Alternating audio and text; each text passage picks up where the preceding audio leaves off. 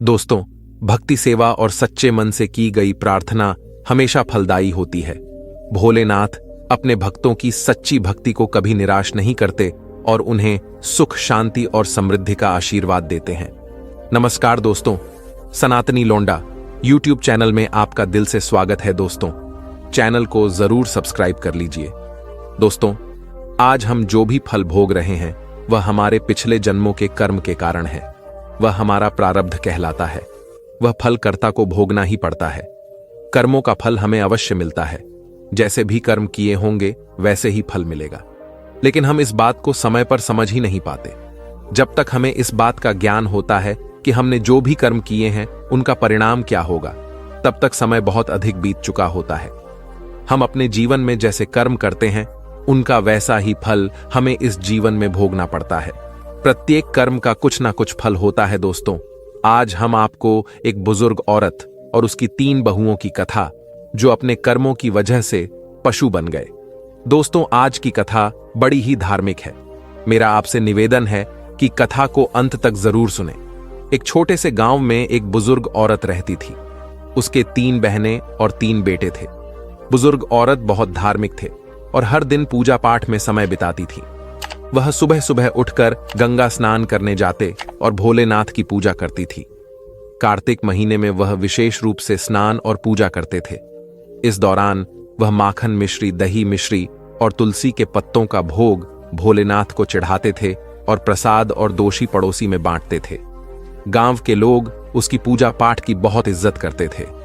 बुजुर्ग औरत का यह नियम था कि वह कार्तिक महीने के हर दिन गंगा स्नान करती और पूजा करते। कार्तिक पूर्णिमा के दिन वह विशेष रूप से गंगा स्नान के लिए जाती और भोग बनाकर अपने इष्ट देव को चढ़ाते। लेकिन उसकी 3 बहुओं को यह सब बिल्कुल पसंद नहीं था। वे अक्सर उसकी आस्था का मजाक उड़ाते और प्रसाद खाने से मना कर देती रहती हैं। इसमें तुलसी के पत्ते हैं, हम यह नहीं खा सकते, यह सब दिखावा है। यह सुनकर बुजुर्ग औरत बहुत दुखी होती, लेकिन वह चुपचाप अपनी पूजा करती रहती। बुजुर्ग औरत के पति का कुछ वर्ष पहले ही देहांत हो चुका था, इसीलिए वह अब अकेली थी। उसके बेटे भी अपनी पत्नियों के कहने में आकर उससे दूर हो गए थे। अब वह सिर्फ अपनी पूजा पाठ में ही मन लगाते और पड़ोसियों में प्रसाद बांटते। लेकिन उसकी 3 बहू को यह सब बहुत बुरा लगता था। वे कहते हैं, यह सांस जब देखो तब पूजा पाठ में लगी रहती है, बेमतलब खर्च करती है, ब्राह्मणों को बुलाती है, दान पुण्य करती है। अगर यह मर जाए तो अच्छा हो, कम से कम खर्चा बचेगा। बुजुर्ग औरत ने अपने 3 पुत्रों को बड़े प्यार से पाला था। उसने और उसके पति ने मिलकर उनकी परवरिश की थी। लेकिन अब जब उसे अपने पुत्रों की सबसे ज्यादा जरूरत थी, तब वे उससे मुंह मोड़ चुके थे। बुजुर्ग औरत दिन रात भोलेनाथ से प्रार्थना करती और अपने पुत्रों के लिए आंसू बहाती। वह कहती, हे भोलेनाथ, मैंने तो कभी किसी का बुरा नहीं चाहा, फिर मेरे साथ ऐसा क्यों हो रहा है। एक दिन बुजुर्ग औरत अपने भोलेनाथ के सामने बैठकर प्रार्थना कर रही थी। उसकी आंखों में आंसू थे और वह भोलेनाथ से कह रही थी, हे पालनहार, मुझे इस दुख से मुक्ति दिला, मेरे पुत्रों का भला करो और उन्हें सही रास्ता दिखा। तरह बुजुर्ग औरत ने अपने पूजा पाठ और दान पुण्य के नियमों को नहीं छोड़ा। लेकिन उसकी 3 बहुओं ने ठान लिया था कि वे अब इस घर में नहीं रहेंगे और बंटवारा करके अलग हो जाएंगे। वे सोचते थे, अगर हम अलग हो जाएं तो अपनी मर्जी से रह सकेंगे और सांस की पूजा पाठ के खर्चे से बच सकेंगे।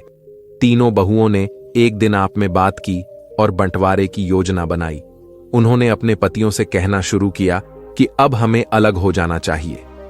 छोटी बहू ने अपने पति से कहा, देखिए, बड़े भैया के बच्चे बड़े हो रहे हैं और हमारे बच्चे छोटे हैं। हमें अभी बहुत मेहनत करनी है, पुत्रों को पढ़ाना है। अगर हम अलग हो जाएंगे तो अपने पुत्रों की अच्छी तरह से देखभाल कर पाएंगे। सांस का खर्चा बहुत ज्यादा है, हर समय पूजा पाठ में लगी रहती है और बहुत पैसा खर्च करते।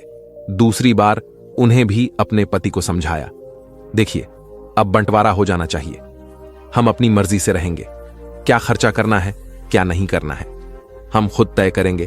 फ्रांस के नखरे और खर्चे अब बर्दाश्त नहीं होते। हमें अलग रहकर अपने पुत्रों का ध्यान रखना है। बड़ी बहू ने भी अपने पति से यही बात कही। बच्चे बड़े हो रहे हैं, कल उनका शादी ब्याह करना है। पैसे कमाते रहेंगे और साहस का खर्चा करते रहेंगे तो कैसे चलेगा। हमारे पुत्रों का भविष्य सुरक्षित करना है तो हमें अलग होना ही पड़ेगा। तीनों बहुओं ने अपने अपने पतियों को समझा बुझाकर उनके मन में बंटवारे की बात डाल दें। तीनों भाई अब बंटवारे के लिए तैयार हो गए। गांव के बड़ों को बुलाया गया और घर का बंटवारा करने की बात हुई। तीनों बहनें भी बंटवारे में हिस्सा लेने के लिए तैयार हो गईं। गांव के बड़े लोगों ने घर का 4 हिस्सों में बंटवारा किया। 3 पुत्रों के लिए और एक बुजुर्ग औरत के लिए घर का सारा सामान भी 4 हिस्सों में बांट दिया गया। बुजुर्ग औरत अब अकेली रह गई। पंचायत ने अपना फैसला सुनाया और चले गए। तीनों बहुओं ने अपना अपना सामान अपने अपने हिस्से में रख लिया। बुजुर्ग औरत के हिस्से में जो कुतिया थी वह उसमें रहने लगी। अब वह अकेली थी और अपने पुत्रों से निराश होकर अपने भोलेनाथ से प्रार्थना करती रहती थी।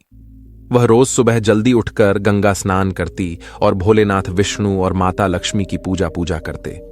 वह पहले की तरह ही भोग बनाकर भोलेनाथ को चढ़ाती और फिर अड़ोस पड़ोस में प्रसाद बांटते।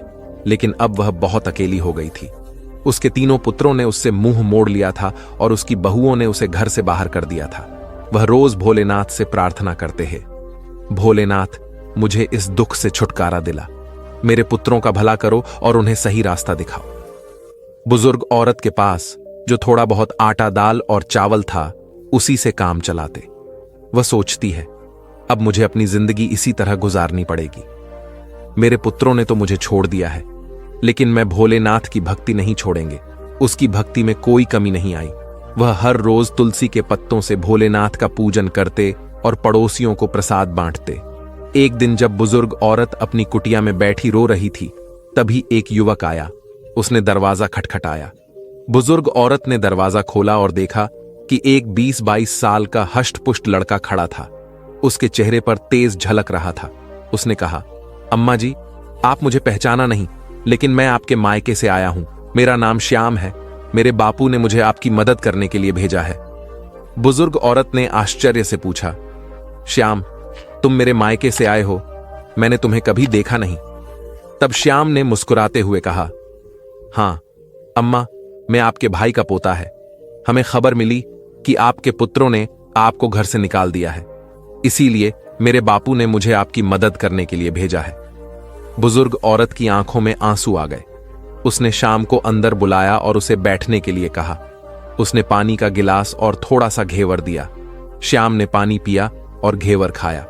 फिर उसने अपनी थैली से कुछ खाने का सामान, कपड़े और दवाइयां निकाले। उसने कहा, अम्मा, यह सब सामान मैं आपके लिए लाया हूं। आप भूखे मत रहना, हम रोज आपको भोजन भिजवाए गए। बुजुर्ग औरत ने श्याम को आशीर्वाद दिया और कहा, बेटा, तुम्हारा बहुत बहुत धन्यवाद। तुमने मेरे लिए जो किया है उसके लिए मैं भोलेनाथ से तुम्हारे सुख समृद्धि की प्रार्थना करूंगी। श्याम ने बुजुर्ग औरत से कहा, अम्मा जी, अब मैं चलता हूं। फिर श्याम ने भी डालें और वापस चला गया। बुजुर्ग औरत काफी खुश थे। फिर अपने भोलेनाथ का धन्यवाद किया और सोचा, लगता है भोलेनाथ में मेरी प्रार्थना सुन ली। अब मैं भूखे नहीं रहेंगे। अब औरत को रोज खाना मिल जाता था। पहले की तरह ही भोग बनाकर भोलेनाथ को चढ़ाते और पड़ोसियों को प्रसाद बांटते। लेकिन उसके तीनों बहनों को यह सब देखकर बहुत जलन होती थी। मैं सोचती थी कि यह बुढ़िया आखिर कहां से इतना खाना ला रही है। इसके पास कोई कमाने वाला भी नहीं है, फिर यह इतना तंदुरुस्त कैसे हो रही है। तीनों बहनें बुजुर्ग औरत की सेहत देखकर बहुत जल्दी थीं। वे सोचते कि बुढ़िया को हमने इसलिए अलग किया था ताकि वह जल्द ही भूखे प्यासे मर जाए, लेकिन यह तो और तंदुरुस्त होती जा रही है। एक दिन बहुओं ने फैसला किया कि वे बुजुर्ग औरत की कुटिया में जाकर पता लगाएंगे कि वहां क्या हो रहा है। अगले दिन जब बुजुर्ग और गंगा स्नान के लिए गई हुई थी, तभी तीनों बहनें उसकी कुटिया में घुस गए। वहां उन्होंने देखा कि कुटिया में दाल चावल, आटा मसाले, सूखे मेवे और कई तरह का अच्छा खाना रखा हुआ है। हुए हैरान रह गए। वे आपस में बातें करने लगी कि बुजुर्ग इतने चालाक निकली। हमें लगता था कि यह भूखी प्यासी मर रही है, लेकिन यहां तो हर चीज का भंडार है। बड़ी बहू ने कहा, इसमें जरूर हमारे घर से चोरी करके यह सब जमा किया है। हम काम में लगी रहती थी और यह चोरी चोरी अपना घर बढ़ती रही। अभी से सबक सिखाना होगा। बड़ी बहू ने कहा, हां, हमें इसे मजा छा जाना चाहिए।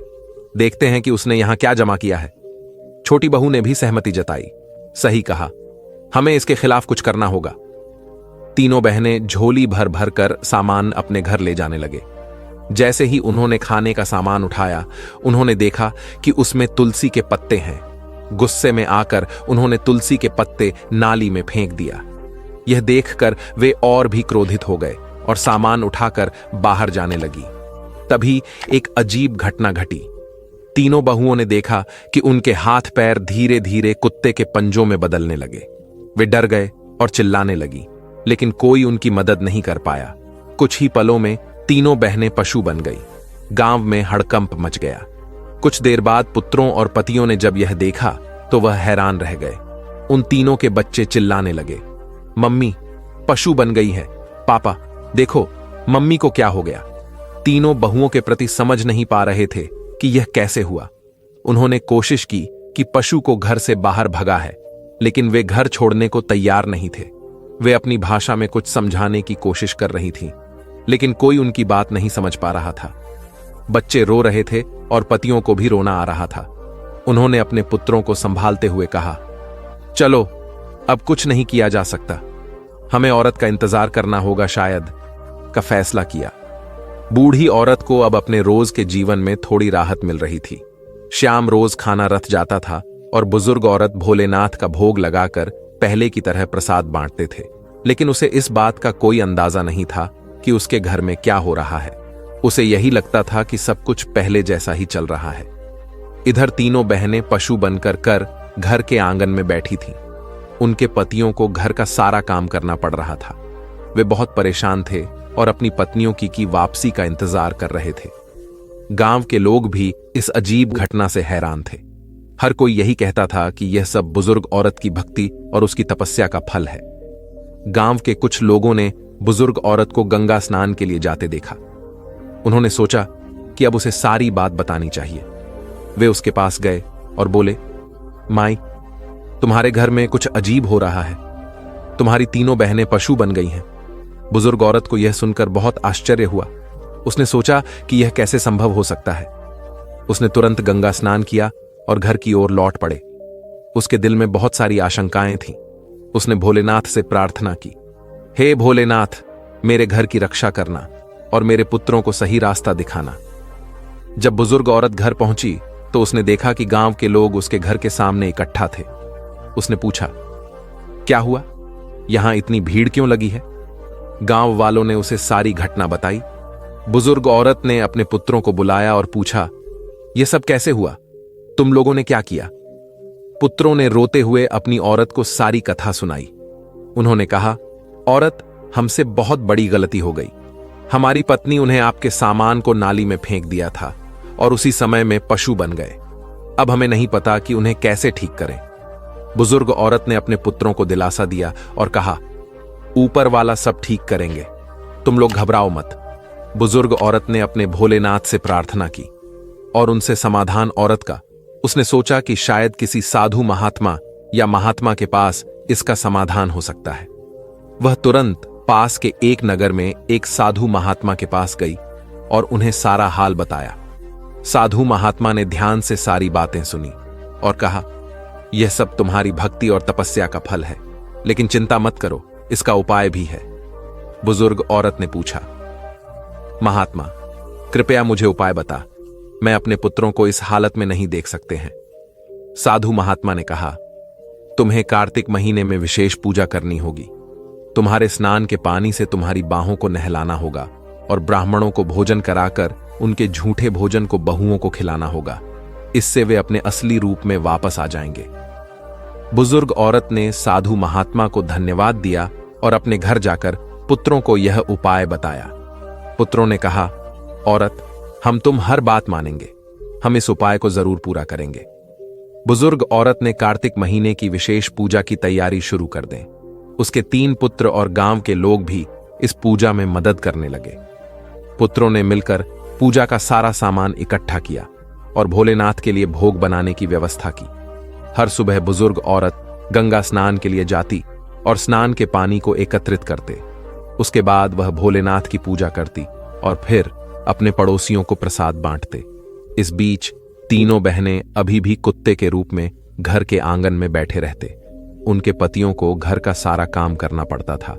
पुत्रों को अपनी माताओं की बहुत याद आती थी और वे अक्सर रोते हुए अपनी दादी से कहते, दादी माँ कब ठीक होंगे, हमें हमारी माँ वापस चाहिए।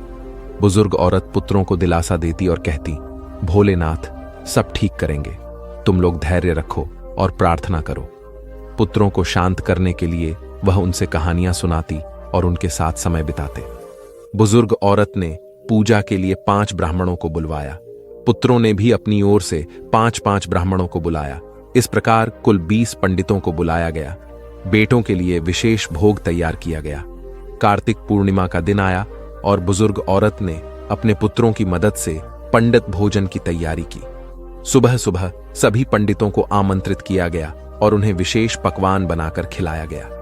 पंडितों के भोजन के बाद बुजुर्ग औरत में सबके पैर छुए और भोलेनाथ से प्रार्थना की, हे भोलेनाथ, मेरी बहनों को उनके पूर्व रूप में वापस लाओ। मेरे कार्तिक स्नान और पूजा का फल उन्हें मिले। पंडितों ने तृप्त होकर भोजन किया और बुजुर्ग औरत को आशीर्वाद दिया और उन्होंने कहा, माई, आपकी पूजा और तपस्या सफल हो गए। भोलेनाथ आपकी प्रार्थना अवश्य सुनेंगे। ब्राह्मण। भोजन के बाद बुजुर्ग औरत ने तीनों बहुओं को बुलाया। तीनों पशु भोलेनाथ के भोग के झूठे भोजन को बड़े प्रेम से खाने लगे। दुर्ग औरत ने उनके ऊपर गंगा जल छिड़का और उन्हें स्नान के पानी से नहलाया। जैसे ही गंगा जल और स्नान का पानी बहुओं के ऊपर छिड़का गया, एक चमत्कार हुआ।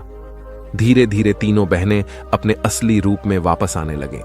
उनके चेहरे पर पश्चाताप के आंसू थे और वे अपनी सास के पैरों में गिरकर रोने लगे। तीनों बहनें कहने लगे, औरत, हमें माफ कर दो। हमने तुम्हारे साथ बहुत बुरा किया। हमें हमारे कर्मों की सजा मिल गई। अब हम तुम्हें कभी कोई कष्ट नहीं देंगे और हमेशा तुम्हारी सेवा करेंगे। बुजुर्ग औरत ने उन्हें गले लगाया और कहा, बेटा, भोलेनाथ ने तुम्हें माफ कर दिया है। अब तुम लोग सच्चे दिल से भोलेनाथ की भक्ति करो और अपने कर्मों को सुधारो। तीनों बहुओं ने अपनी सास से वादा किया कि वे अब हर साल कार्तिक स्नान और पूजा करेंगे और कभी भी बुजुर्ग औरत का अपमान नहीं करेंगे। इस तरह पूरे परिवार ने मिलकर भोलेनाथ की पूजा की और प्रसाद बांटा। तीनों बहनों के अपने असली रूप में वापस आने के बाद घर में एक नई ऊर्जा और शांति का माहौल बन गया।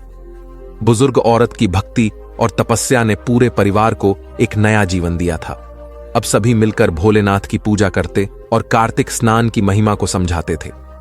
बुजुर्ग औरत ने अपने पुत्रों और बहुओं को सिखाया कि भक्ति और सेवा का महत्व क्या होता है।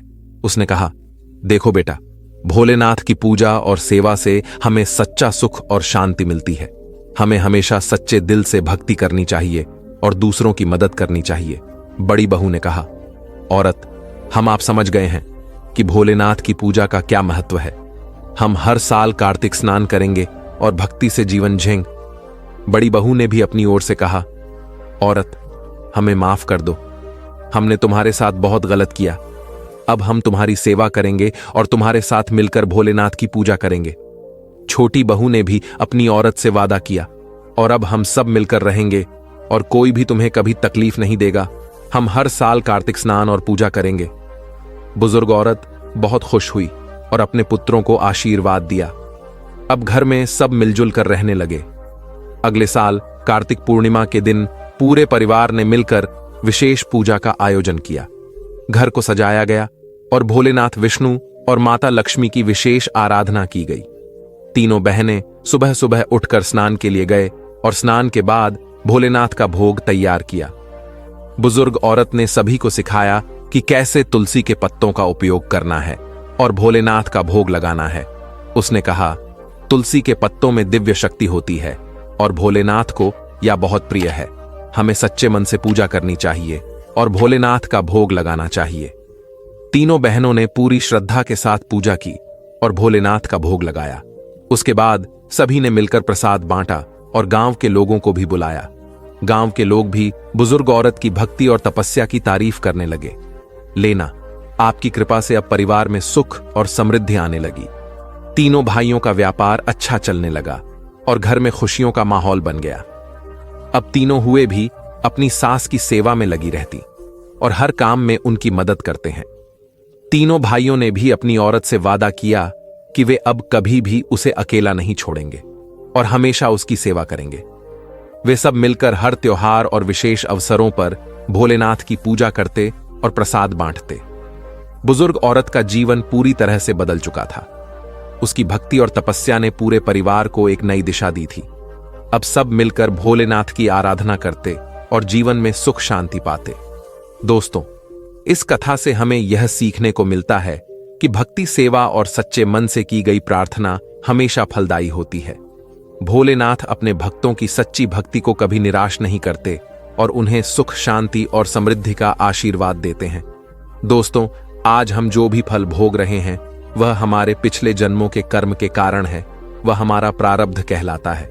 फलकर्ता को भोगना ही पड़ता है। कर्मों का फल हमें अवश्य मिलता है। जैसे भी कम किए होंगे वैसा ही फल मिलेगा। लेकिन हम इस बात को समय से समझ नहीं पाते। जब तक हमें इस बात का ज्ञान होता है कि हमने जो भी कर्म किए हैं उनका परिणाम क्या होगा, तब तक समय बहुत अधिक बीत चुका होता है। तो दोस्तों, कैसी लगी आपको यह कथा? आप हमें कमेंट सेक्शन में जरूर बताना और अच्छी लगी हो तो इस चैनल को सब्सक्राइब जरूर कर लेना। तो चलिए चलते हैं अपनी अगली कहानी की तरफ। दोस्तों, ये कहानी भी भाग्य से जुड़ी है। क्या आप लोग जानते हो भाग्य से बड़ा क्या होता? तो दोस्तों, आज हम आपको यही बताने वाले हैं कि भाग्य से बड़ा क्या होता है। तो चलिए समझते एक कहानी के माध्यम से। दोस्तों, ये कहानी बड़ी ही धार्मिक, महत्वपूर्ण और ज्ञान से भारी है। मेरा आपसे निवेदन है कि कहानी के अंत तक हमारे साथ में बने रहना। इंसान को जीवन में आने वाले परिवर्तनों से घबराना नहीं चाहिए, बल्कि उन्हें यह सोचकर स्वीकार करना चाहिए कि उनके जीवन में कुछ और अच्छा होने वाला है। सबसे मुश्किल खुद पर जीतना होता है, लेकिन किसी को भी आपको वह महसूस कराने की इजाजत ना दें जिसके आप लायक नहीं हैं। यह एक गांव के रहने वाले एक लड़के की है। किसी गांव सुरेश नाम का लबरेज का रहता था। सुरेश का जन्म एक मजदूर परिवार में हुआ था। सुरेश के परिवार में वो और उसकी पत्नी सिर्फ 2 ही सदस्य थे। कच्चे घर में वह अपना गुजारा कर रहे थे। वह मजदूर आदमी पूरे दिनों मजदूरी करके अपना और अपनी पत्नी का पेट पालता था। इसी तरह दोनों का जीवन चल रहा था। समय के साथ उसकी पत्नी गर्भवती हो जाती है। यह सुनकर सुरेश बहुत बहुत खुश होता है। वह सोचने लगता है कि अब हमारे घर में भी एक नन्हा सा बेटा खेला करेगा। हम उसे गोद में खिलाया करेंगे। पर जो उसके और उसके परिवार के जीवन में जो होने वाला था, उससे वह बेखबर था। धीरे धीरे समय गुजरता है। अब उस मजदूर के घर में वह दिनों भी आ जाता है जब उसकी पत्नी एक पुत्र को जन्म देने वाली थे। उसे उसका स्वामी एक अस्पताल में भर्ती कराता है। प्रसव का समय है। जब निकट आता है तो इधर वह मजदूर आदमी कुछ पैसों का बंदोबस्त करने चला जाता है। फिर लौटते समय अपने होने वाले पुत्र को लेकर मन में सपने संजोने लगता है। तब तक उसके पास यमराज का बुलावा आ जाता है। उसकी एक दुर्घटना में मृत्यु हो जाती है। शहर के कुछ लोग इधर उस आदमी का अंतिम संस्कार करते हैं, तो दूसरी तरफ उसकी पत्नी अस्पताल में अपने पुत्र को जन्म दे रही होती। जब उस बेचारी को यह खबर मिलती है कि उसके स्वामी की मृत्यु हो गई है, तो उसका कलेजा फट जाता है। जाता है उस बेचारी का दुनिया में सिर्फ उसका स्वामी ही तो था। अब वह भी उसे छोड़कर चला गया था। अब तो वह फूट फूट कर रोने लगती है कि हे परमात्मा, यह तूने कैसा मेरे ऊपर दुखों का पहाड़ गिरा दिया। मेरा जो सहारा था उसे मुझसे छीन लिया। कम से कम इस पुत्र का तो ख्याल किया होता था जिसका भी जन्म भी नहीं हुआ है।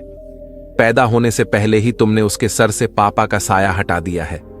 अब कौन इस पुत्र का पालन पोषण करेगा? वह दुखियारी अस्पताल में ही अपने स्वामी को याद करके बुरी तरह से रो रही थी। उसे समझ में नहीं आ रहा था कि संतान के आने की खुशी व्यतीत करो या स्वामी के जाने का दुख। शहर के कुछ लोगों ने उसे समझाया, बहन, जन्म मृत्यु परमात्मा के हाथ में होता है, इसमें इंसान का कोई जोर नहीं चलता। यह भी कहा जाता है कि परमात्मा जो करता है अच्छा ही करता है, इसलिए जो चला गया उसका शोक छोड़ी है, और यह जो आया है उसके बारे में सोचिए। इधर कई तरीकों से लोग उस मजदूर स्त्री को समझाते हैं। कुछ ही देर में उसने सुंदर से बेटा को जन्म दिया। बेटे को देखकर उसका कुछ दुख हल्का होता है। वह सोचती है कि अब मैं इस बेटे को पाल पोस कर बड़ा करूंगी। यही मेरा सहारा बनेगा। अब वह अपने पुत्र को लेकर अपने घर आ जाती है। नगर के कुछ लोगों ने उस स्त्री की कुछ दिनों तक मदद करे, लेकिन कौन हमेशा मदद करता है। जब कुछ दिनों बीते तो मददगार भी पीछे हट गए। अब वह अपने पुत्र को लेकर बिल्कुल अकेली पड़ गई है। वह समझ गई थी कि दूसरों की मदद से कितने दिनों तक जीवन जिया जा सकता है। यदि हमें जीना है और इस पुत्र को पालना है तो खुद जिम्मेदारी उठाना होगा, खुद कोई कार्य करना पड़ेगा। इस प्रकार वह स्त्री दूसरों के घरों में अपने लिए साफ सफाई का कार्य तलाश लेती है। कार्य करके जो पैसे मिलते थे उनसे वह अपना और अपने पुत्र का पेट पालने लगे। समय के साथ धीरे धीरे उसका बेटा बड़ा होने लगता है। जब वह बालक 5 वर्ष का हो जाता है तो उसकी मां उसे पढ़ाने के लिए नगर के सरकारी स्कूल में उसका दाखिला करा देती है। उसने सोचा कि मैं अपने पुत्र को पढ़ा लिखाकर इस काबिल बना दूंगी कि उसे कभी किसी के आगे हाथ न फैलाना पड़े। अब इस प्रकार वह स्त्री मेहनत मजदूरी करके अपने पुत्र को पढ़ाने लगती है। बच्चा भी ठीक से समझता था कि उसके घर में केवल ही है। परिवार का खर्च चलाने वाला उसका पापा उसके जन्म से पहले ही चला गया है, इसीलिए वह पढ़ाई भी खूब मन लगाकर करता था। धीरे धीरे पुत्र की उम्र 13 वर्ष की हो जाती है। एक दिनों की बात है, वह स्त्री बहुत बीमार हो जाती है। उसने सोचा कोई छोटी मोटी बीमारी होगी, इसीलिए कभी उस पर ध्यान नहीं दिया, लेकिन उसकी हालत दिनों पर दिनों खराब होती चली गई। बीमार होने की वजह से वह कार्य पर भी नहीं जा पाती थी।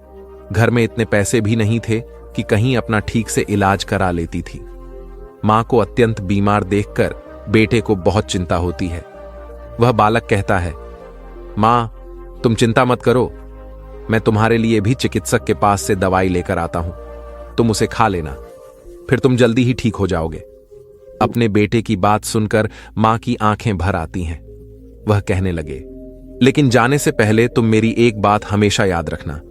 जब तेरा जन्म नहीं हुआ था तब तेरे पापा ने और मैंने एक सपना देखा था कि हम अपने पुत्र को पढ़ा लिखाकर इतना काबिल बना देंगे, क्यों से हमारी तरह गरीबी भरी जिंदगी ना जीने पड़ेगा। लेकिन बेटा, मैं उस सपने को पूरा नहीं कर पाई। बेटा, मैं यदि चली जाऊं तो तुम अपने पापा के सपने को जरूर साकार करना। तुम्हें ऐसा कोई कार्य मत करना जिससे तुम्हारे पापा का नाम खराब हो। तुम इस प्रकार से अपना जीवन जीना कि तुम्हारा नाम दूर दूर तक लोग जान जाए। बेटा, कभी पैसे के पीछे मत भागो। पैसे के लिए तो लोग इतने नीचे गिर जाते हैं कि अपने माता पिता के का भी ख्याल नहीं करते थे। तुम हमेशा अपना नाम कमाना बेटा, हमेशा स्वाभिमानी बनकर जीना, कभी किसी के आगे अपने हाथ फैलाना, किसी से याचना मत करना। याचना करना ही श्रेष्ठता का मूल है, पराधीनता ही रथ है। इंसान को सदा ही विद्या, धन, बल, कीर्ति और पुण्य कमाना चाहिए। पुत्र ने कहा, मां, तुम घबराओ नहीं, मैं तुम्हारे लिए भी दवाई लेकर आता हूं। और इतना कहकर पुत्र मां से रुपए लेकर दवा लेने चला जाता है। बेटी के जाते ही इधर उस मजदूर स्त्री के प्राण निकल जाते हैं। जब नगर वालों को पता चलता है तो सब लोग इकट्ठे होकर उस स्त्री का उसके बेटे के हाथों अंतिम संस्कार कराते हैं। अब तो वह बालक बिल्कुल अकेला हो गया था। किस्मत भी क्या खेल दिखाती है, जब जरूरत होती है अपनों की तब अकेलेपन की रात में जगाती है। बिना माता पिता का बेटा उम्र भी ज्यादा नहीं थी। आखिर जाए तो कहां जाए, करें तो क्या करें। दूर के रिश्तेदार थे, उन्होंने भी उस बच्चे पर ध्यान नहीं दिया। आखिर वह मजदूर जो था, लेकिन वह बच्चा अकेले ही अपने जीवन की राह पर चल देता है। उसने कभी हार नहीं मानी। जो पैसे मां छोड़ गई थी, कुछ दिनों तक उन पैसों से अपना गुजारा चलाता रहा। कुछ दिनों के बाद वह पैसे खत्म हो जाते हैं। घर में भी कुछ नहीं था, तो एक ही जा रहा था कि कुछ कार्य धंधा किया जाए, तभी भोजन की व्यवस्था होगी, तभी स्कूल की फीस भरी जाएगी। बच्चे को मां की बात अच्छी तरह याद थी। उसकी मां ने कहा था कि बेटा, कितना भी बुरा वक्त आ जाए, पर किसी के आगे हाथ फैलाना, मेहनत करके ही अपना जीवन यापन करना। बच्चे को अपनी मां की यह बात अच्छी तरह याद थी, इसीलिए वह कभी किसी के आगे भिक्षा नहीं मांगता था। स्कूल से आने के बाद वह किसी के खेतों में कार्य करने चला जाता, कभी किसी की दुकान पर कार्य कर लेता और वहां से कुछ पैसे मिलते तो अपने स्कूल की फीस भर देता था और अपने खाने पीने की सामग्री खरीद लाता था। इस प्रकार छोटी सी आयु में है वह बच्चा पढ़ाई भी करता था और मजदूरी भी करता था। धीरे धीरे कुछ साल ऐसे ही निकल जाते हैं। बच्चा अब अपने नगर से निकलकर कस्बे में पढ़ने लगता है। तब उसकी किताबों का, स्कूल की फीस का खर्चा बढ़ जाता है। लेकिन उस बच्चे ने हिम्मत नहीं हारी। रोजाना स्कूल जाता था। वह जो भी कम आता था उसकी सारी कमाई पढ़ने लिखने में ही लग जाती थी, और जो कुछ थोड़ा बहुत बचता था उससे अपना पेट भर लेता था। अगर वह कहीं कोई स्थायी कार्य करता तो उसकी पढ़ाई छूट जाती थी, और पढ़ाई करता तो पेट भरने के लिए भी कुछ नहीं था। इसलिए साथ ही साथ वह दोनों कार्य करता था। स्कूल से आकर वह इधर कार्य करने चला जाता था। एक दिनों की बात है, वह बच्चा स्कूल से पढ़कर घर वापस लौट आया। फिर उसके बाद कार्य की तलाश में चला गया, लेकिन उस दिन उसे कोई कार्य नहीं मिला। पूरा दिनों निकल गया। हारा थका शाम को घर आकर सो गया। आज कुछ कार्य नहीं मिला तो खाना कहां से खाता। जो पैसे थे उनसे वह पहले ही स्कूल की फीस भर चुका था। उसकी स्थिति तो यह थी कि रोज कमाया रोज खाया। जब उस दिनों उसे कोई कार्य नहीं मिला तो बेचारे को भूखे पेट रहना पड़ा। केवल पानी पीकर सो गए हैं। अब सुबह भूखा ही स्कूल चला जाता है, और स्कूल की छुट्टी के बाद जब घर आता है तो फिर किसी कार्य की तलाश में निकल पड़ता है। सोचता है कल नहीं मिला, लेकिन आज मुझे कोई ना कोई कार्य जरूर मिल जाएगा। लेकिन दुर्भाग्य ने उसका पीछा नहीं छोड़ा। उस दिन भी उसे कोई कार्य नहीं मिला। आज उसे फिर भूखा पेट सोना पड़ा। भोजन ही अब उसे ज्यादा बेचैन कर रही थी। तो एक बार को उसके दिमाग में आता है कि भूखे पेट तो पड़ा भी नहीं जाता, किसी से कुछ मांगकर खा लेता हूं। परमाणु मरते वक्त उससे कहा था कि बेटा कभी भिक्षा मांगकर मत खाना, हमेशा कमाकर खाना। बच्चा भी बड़ा स्वाभिमानी था। किसी से मांगने की उसकी हिम्मत नहीं हुई। सोचता था चाहे कुछ भी हो जाए, पर भिक्षा मांग करके नहीं खाऊंगा। अगर मैंने भिक्षा मांगना शुरू कर दिया तो लोग मुझे भिक्षु कहने लगेंगे। विधाता ने पीठ दिया है तो कहीं ना कहीं से इसके लिए भोजन भी देगा। अब बच्चा उस दिन भी भूखा रहता है। सुबह जब सोकर उठता है तो भोजन के मारे चक्कर आने लगते हैं। अभी उसकी उम्र ही कितनी थी, भोजन ही इनकी मारवाह कैसे सह सकता था। कुछ बड़ा होता तो 2-4 दिनों काट भी लेता। अब आज स्कूल भी नहीं गया। सोचा आज मैं सुबह से ही कार्य पर जाता हूं। कार्य मिल जाएगा तो भोजन कर लूंगा, फिर अगले दिनों के लिए तैयार हो जाऊंगा। तब तो कार्य की तलाश में इधर उधर भटकता है। उसकी आंखों के सामने में अंधेरा छा रहा था। अब तो उसे चला भी नहीं जा रहा था। फिर एक पेड़ के नीचे बैठकर सोचने लगता है कि अगर इस समय मुझे भोजन नहीं मिला तो मेरे प्राण निकल जाएंगे। मुझे कुछ न कुछ तो करना ही पड़ेगा डा। अब एक बार फिर से उसके मन में भिक्षा मांगने का विचार आता है, लेकिन उसकी अंतरात्मा फिर कर देती है कि तुम मजदूर है, भिक्षु नहीं। भिक्षा मांगेगा तो फिर भिक्षा मांगने की आदत पड़ जाएगी और तू भिक्षु बन जाएगा। काफी देर तक बच्चा इन्हीं प्रश्नों में उलझा रहता है। फिर उसके दिमाग में आया कि भिक्षा मांगना अलग बात है और मदद मांगना अलग बात है। मैं किसी से भिक्षा नहीं मांगूंगा, पर मदद मांग सकता हूं। भिक्षा मांगना तो वह है जो मानकर फिर लौट आया नहीं जाता, पर मदद मांगना वह है जो आप कभी भी लौटा सकते हो। बच्चे ने सोचा कि मैं आज किसी से मदद मांग लेता हूं। जब मुझे कार्य मिल जाएगा तो मैं लौटा दूंगा। अब बच्चा वहां से चलता है तो उसे नगर के बाहर एक बड़ा सा घर दिखाई देता है। बच्चा उस द्वार पर जाकर द्वार को खटखटाया। तब घर के अंदर से एक स्त्री निकलती है। श्री ने द्वार पर देखा कि एक 11-12 वर्ष का बड़ा ही उदास सा मासूम सा बच्चा खड़ा है। पहले तो वह स्त्री उस बालक से पूछती है कि बेटा तुमने दरवाजा क्यों बजाया, क्या कुछ कार्य है? बच्चा दोनों हाथ जोड़कर कहता है, मां जी, मैंने दोपहर के समय आपको तकलीफ दे इसके लिए क्षमा चाहता हूं। तब वह स्त्री पूछती है, बेटा क्या तुम्हें कुछ चाहिए? मैं तुम्हारी क्या मदद कर सकती हूं? वह स्त्री भी एक पुत्र की मां थी, इसीलिए ममता का भाव उसके शब्दों में था। उस स्त्री के पूछने पर एक बार तो बच्चे के मन में यह आया कि चलो इन माताजी से मैं कह ही देता हूं कि मैं 2-3 दिनों से भूखा हो और भोजन न मिलने के कारण बहुत परेशान हूं। लेकिन उसके स्वाभिमान ने उसे रोक लिया और वह खाने की जगह पानी मान बैठा। कहने लगा, मां जी मुझे बहुत जोर की प्यास लगी थी, इसीलिए दरवाजा खटखटाया था। क्या एक बोतल पानी मिल सकता है? लेकिन वह स्त्री बहुत समझदार थी। उसने जब बच्चे को देखा तो वह समझ गई कि बच्चा बहुत ही भूखा है। वह कहती हैं, बेटा था, तुम थोड़ी देर रुको, मैं तुम्हारे लिए पानी लेकर आती हूं। वह स्त्री घर के अंदर जाती है और अपनी रसोई से एक गिलास दूध और कुछ मिठाई लेकर द्वार पर आती है और दूध से भरा गिलास उस बच्चे को दे देती है। बच्चे ने जब गिलास पकड़ा तो उसमें दूध था। दूध को देखकर खुश हो जाता है। बच्चा मन ही मन उस मां को दवाएं देने लगता है। स्त्री ने उसे पहले मिठाई खाने को दी और कहा, बेटा दूध गर्म है, तुम पहले मिठाई खा लो, जब दूध ठंडा हो जाए तब पी लेना बच्चा। जब उस स्त्री को देखता है तो उसे ऐसा लगता है जैसे उसकी मां उसे यह दूध पीने को दे रही है। मन ही मन सोच रहा है, कितनी अच्छी मां है, मैंने एक गिलास पानी मांगा था और यह दूध ले आई। उसने समझ लिया कि मैं भूखा हो। बच्चा आराम से बैठकर मिठाई खाता है और दूध पीता है। तब वह स्त्री कहती है, बेटा क्या तुम हैं और कुछ चाहिए? बच्चा सोचने लगता है कि इस दूध के बदले में मैं इस माता को क्या दे सकता हूं, मेरे पास तो कुछ भी नहीं है। दूध पीने के बाद बच्चा कहता रहा, माता जी मैंने आपसे पानी मांगा और आपने मुझे दूध पिलाया, इसके बदले में मैं आपको क्या दे सकता हूं? स्त्री ने कहा, बेटे मैंने तुम्हें दूध इसलिए नहीं पिलाया है ताकि तुमसे बदले में कुछ ले सकूं। स्त्री कहने लगे, बेटा तुम्हारा चेहरा देखकर लग रहा था कि तुम बहुत भूखे हो, तो मैंने सोचा कि पानी की जगह दूध पिला देती हूं, इसलिए मैं तुम्हारे लिए दूध ले आए। बच्चे ने फिर कहा, महिमा माता जी आप इसके बदले में मुझसे जरूर कुछ मांगे हैं, मैं आपको अपनी हैसियत के हिसाब से कुछ जरूर दूंगा। बच्चे की बात सुनकर स्त्री सोचती है, यह बच्चा बड़ा स्वाभिमानी है।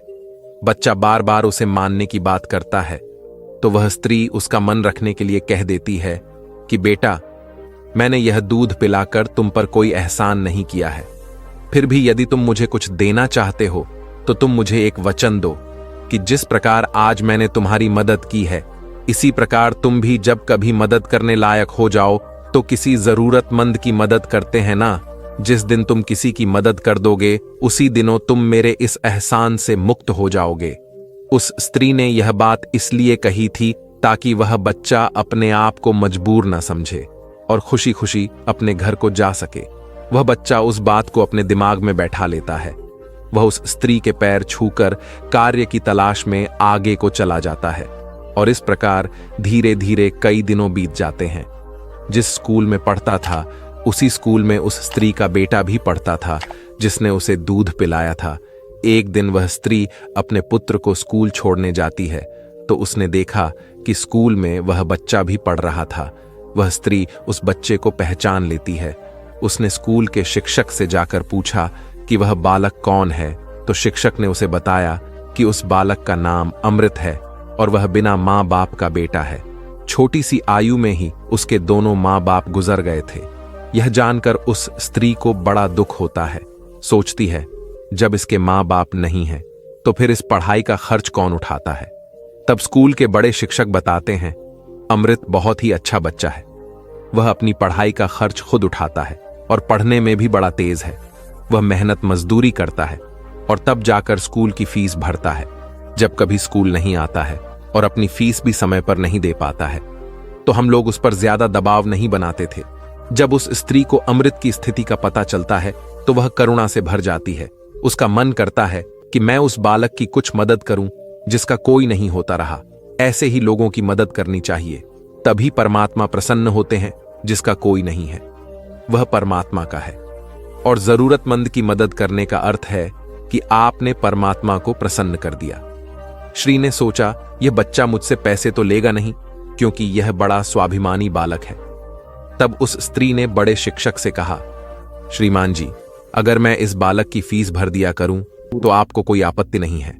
शिक्षक ने कहा, बहन जी आपकी सोच अच्छी है, आप उसकी फीस भरें तो मुझे तो कोई आपत्ति नहीं होगी, लेकिन अमृत इस बात के लिए तैयार नहीं होगा। तब वह स्त्री कहती है, शिक्षक मैं उसकी मदद करना चाहती हूं, आप किसी तरह से अमृत को समझा देना, उससे कह देना कि आपकी स्थिति को देखते हुए सरकार ने आपकी फीस माफ दी है, तुम्हें फीस भरने की कोई जरूरत नहीं है। शिक्षक भी इस बात से सहमत हो जाते हैं। वह स्त्री अमृत की पूरे वर्ष की फीस भरकर अपने घर चली जाती है। हर वर्ष उसके पूरे साल की फीस जमा कर दिया करती थी ताकि अमृत सिर्फ मन लगाकर पढ़ सकेंगे। अमृत पूरा मन लगाकर पढ़ता था और अपने खाने पीने के लिए किसी दुकान पर कार्य कर लेता था। दोस्तों, डूबते को तिनके का सहारा ही बहुत होता है। उस स्त्री के थोड़े से प्रयास से अमृत की अच्छी खासी मदद हो गई। नहीं, वह खूब मन लगा करके पढ़ता था। इसी तरह कुछ वर्ष और बीत गए। अब आगे की पढ़ाई करने के लिए अमृत को शहर में जाना पड़ा। सोचा शहर में रहकर मैं कोई छोटी मोटी नौकरी कर लूंगा और अपनी पढ़ाई नहीं करता रहूंगा। इस बात का पता उस मई को तब चलता है जब वह उसकी फीस लेने के लिए स्कूल में जाती है। वह बहुस्तरीय जब अमृत की फीस जमा करती है तो शिक्षक बताते हैं, बहन जी अमृत 2 आगे की पढ़ाई करने शहर चला गया है, अब आपको उसकी फीस जमा करने की कोई जरूरत नहीं है। उस स्त्री ने जब यह सुना तो सोचने लगी, कोई बात नहीं, परमात्मा ने मुझे उसकी मदद करने का इतना ही समय दिया होगा। परमात्मा उस बालक पर दया दृष्टि बनाए रखना, वह जहां भी रहे खुश रहे। इस प्रकार वह स्त्री अपने घर लौट आई और अपने घर गृहस्थी की दुनिया में व्यस्त हो गए। दोस्तों, उधर अमरुद शहर में जाकर अपनी पढ़ाई करने लगा। खर्चा चलाने के लिए उसने एक नौकरी तलाश कर ली। इस प्रकार 26 वर्ष बीत जाते हैं। न तो अमृत कभी उस स्त्री से मिल पाता है और न स्त्री कभी अमृत से मिलती है। उस स्त्री का बेटा भी अब बड़ा हो गया था। उसका बेटा एक व्यापारी बन गया था। वह स्त्री दोपहर से ही अपने घर से संपन्न थी। ऊपर से उसका बेटा व्यापार करके खूब धन कमाता था। उस मां का बेटा भी बड़ा संस्कारी था। वह भी अपनी मां को बहुत प्यार करता था। एक दिन उसकी मां बहुत बीमार पड़ जाती है। शाम को जब उसका बेटा घर आता है तो वह अपनी मां की हालत को देखकर बेचैन हो जाता है। वह अपनी मां को अस्पताल में भर्ती कर आता है। जांच में पता चलता है कि उसकी मां को ट्यूमर है। वह बच्चा चिकित्सक से कहता है, चिकित्सक, अगर आप मेरी मां का अच्छे से इलाज कीजिए, पैसों की बिल्कुल चिंता मत करना। तब चिकित्सक कहते हैं, भाई तुम्हारी मां को ट्यूमर की बीमारी है और ट्यूमर का इलाज बहुत महंगा होता है। छोटे मोटे अस्पतालों में इसका इलाज भी नहीं होता है। इसके लिए तो मैं किसी बड़े शहर में जाकर किसी बड़े अस्पताल में इसका इलाज कराना होगा, और बड़े अस्पताल का मतलब है कि खर्चा भी बहुत अधिक होगा। बेटे ने कहा, चिकित्सक साहब, मैं अपनी मां को ठीक करने के लिए कुछ भी कर सकता हूं। मुझे बस कोई रास्ता बताइए, मैं अपनी मां का इलाज कहां करा सकता हूं। तब चिकित्सकों से बड़े शहर जाने की सलाह देते हैं। चिकित्सक बोले, बड़े शहर में ट्यूमर का हॉस्पिटल है, यदि वहां का इलाज ढूंढने पूरा करा लिया तो तुम्हारी मां इस रोग से बच सकती है, नहीं तो तुम्हारी मां के प्राण संकट में पड़ सकते हैं। यह सुनकर बच्चा घबरा जाता है। वह चिकित्सक साहब से बड़े शहर वाले चिकित्सक साहब का नंबर और पता लेकर अपनी मां को बड़े शहर ले जाता है। उसकी मां तो उसे बहुत मना करती रही कि बेटा तुम मुझे कहां ले जाओगे, कितना पैसा कहां है हमारे पास। बड़े शहर में अच्छा इलाज कराने के लिए हमारे पास पर्याप्त पैसा नहीं है। यहीं से चिकित्सक साहब से दवा ले लेते हैं, धीरे धीरे मैं सही हो जाऊंगी, तुम परेशान मत हो। तब बच्चा बोला, मां, दुनिया में एक तुम ही तो को, जिसके होने से मुझे कभी अकेलापन महसूस नहीं होता, कभी मुझे किसी बात की चिंता नहीं होती। इसीलिए कुछ भी हो जाए मैं तुम्हें इस बीमारी से मरने नहीं दूंगा। धन का क्या है, खत्म हो गया तो फिर कमा लेंगे, लेकिन मां तो फिर नहीं मिल है। इस प्रकार बच्चा अपनी मां को बड़े शहर लेकर जाता है। जिस चिकित्सक से उसकी मां का इलाज होना था, वह चिकित्सक साहब उस समय अस्पताल में नहीं थे। वह किसी मरीज को देखने के लिए विदेश गए थे। अस्पताल के कर्मचारी ने बताया कि चिकित्सक साहब कल आएंगे, तब तक आप अपनी मां को अस्पताल में भर्ती करा दो। बच्चे ने बिना देर किए अपनी मां को भर्ती करा दिया और चिकित्सक साहब के आने का इंतजार करने लगता है।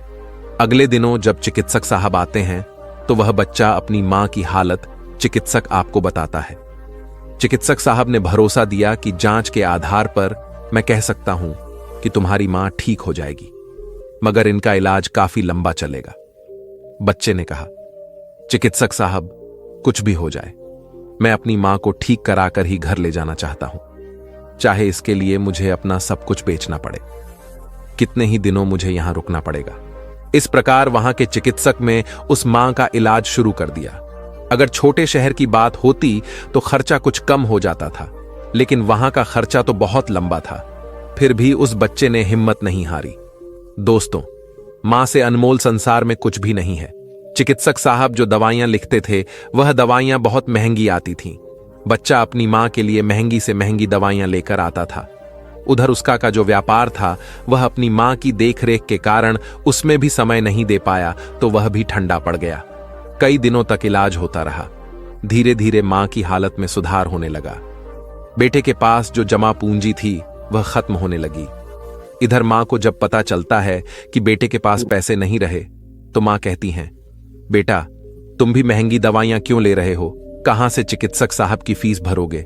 कहां से दवाइयों का खर्च उठाओगे? तुम्हारा व्यापार में बंद हो गया है। तब बेटा कहता है, मां तुम चिंता मत करो, मैं तुम्हारा इलाज, अपना मकान दुकान सब कुछ बेच कर आऊंगा। मां भी बेटे की जिद के आगे बेबस हो जाती है। अपनी मां का इलाज निरंतर जारी रखता है और धीरे धीरे 1 महीना बीत जाता है। वहां पर एक बात बड़ी ही विचित्र थी। उस अस्पताल का जो सबसे बड़ा चिकित्सक था, जब उस बच्चे की मां से मिलने आता था तो काफी देर उस मां के पास बैठकर बातें किया करता था। यह देखकर मां को भी बड़ा अच्छा लगता था और वह सोचती थी कि अजीब चिकित्सक है। इतना बड़ा चिकित्सक होकर भी जिसके पास बिल्कुल भी फुर्सत नहीं है, वह मुझसे बात करने के लिए इतना समय कैसे निकाल लेता है। दोस्तों, इस प्रकार कई दिन बीत जाते हैं। एक दिनों वह बच्चा चिकित्सक के पास जाता है और चिकित्सक साहब से पूछता है कि चिकित्सक साहब, अब भी मेरी मां का इलाज कितने दिन और चलेगा? चिकित्सक साहब उसे सारी बात बताते हैं कि भाई आप चिंता मत करो, आपकी मां पूरी तरह से स्वस्थ हो चुकी है। मैं भी संतुष्टि के लिए एक बार जांच और करा लेता हूं, उस जांच की रिपोर्ट आ जाने दो, फिर तुम अब अपनी मां को घर ले जा सकते हो। अब तो उस मां का बेटा रिपोर्ट आने का इंतजार करने लगता है। 2 दिनों के बाद रिपोर्ट आ जाती है। जब रिपोर्ट आती है तो बच्चा फिर चिकित्सक से मिलने जाता है और पूछता है, चिकित्सक साहब क्या मेरी मां ठीक हो गई? कोई खतरे वाली बात तो नहीं है? तब चिकित्सक साहब कहते हैं, भाई चिंता मत करो, रिपोर्ट अच्छी आई है, तुम्हारी मां पूरी तरह से ठीक हो गई है, अब आप इन्हें अपने घर ले जा सकते हो। चिकित्सक की बात सुनकर बेटा खुश हो जाता है और चिकित्सक साहब को बहुत धन्यवाद देता है। बच्चा अपनी मां के पास जाता है और सोचता है कि परमात्मा का लाख लाख धन्यवाद कि मेरी मां बच गई, मेरी मेहनत सफल हो गई। यही बात वह अपनी मां को बताने के लिए जाता है और मां से कहता है कि मां आप पूरी तरह से ठीक हो गई हो, अब हम जल्द ही अपने घर जाने वाले हैं। यह बात सुनकर मां भी बड़ी खुश हो जाती है, लेकिन अगले ही पल वह यह सोचकर उदास हो जाती है कि मैं तो ठीक हो गई हूं, लेकिन इस अस्पताल का बिल होगा, वह लाखों में होगा, कैसे मेरा बेटा चुका पाएगा? इतनी मोटी रकम की व्यवस्था कहां से करेगा? उसके पास जो जमा पूंजी थी वह तो सब इलाज में खर्च हो गए। मां को उदास देखकर बेटा समझाता है, मां तुम क्यों उदास होती हो? मैं अपना सब कुछ बेचकर आपके इलाज का बिल चुका दूंगा, घर मकान तो बाद में भी बना लूंगा, इसीलिए मां तुम्हें इन बातों की चिंता करने की कोई जरूरत नहीं है। बेटा अपनी मां को बहुत समझाता है, मगर मां तो मां होती है, उसका अपने बेटे के लिए चिंता करना स्वाभाविक था। मां सोचने लगती है कि मेरा बेटा यदि सब कुछ बेच देगा तो फिर वह आगे अपना जीवन कैसे चलाएगा, इसके भविष्य का क्या होगा? मां रात भर यही सोचती रही। चिंता करते करते मां और बेटा दोनों की रात निकल गई।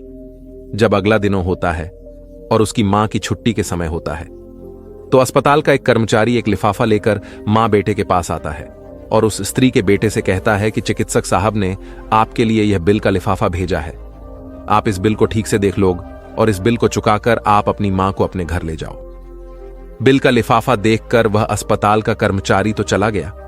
अब वह बच्चा उस बिल के लिफाफे को हाथ में लिए हुए सोचता है कि पता नहीं कितना बिल आया होगा। बेटे को चिंता में देखकर मां भी परेशान हो जाती थी। मां एकदम से बेटे के हाथ से वह बिल का कागज छीन लेती है। मां उसको खोलकर देखती है। उधर अस्पताल के जो सबसे बड़े चिकित्सक थे वह भी उस समय वहीं पर पहुंच जाते हैं। इधर मां ने जब उस लिफाफे को खोलकर देखा तो उसमें एक छोटी सी पर्ची रखी हुई थी।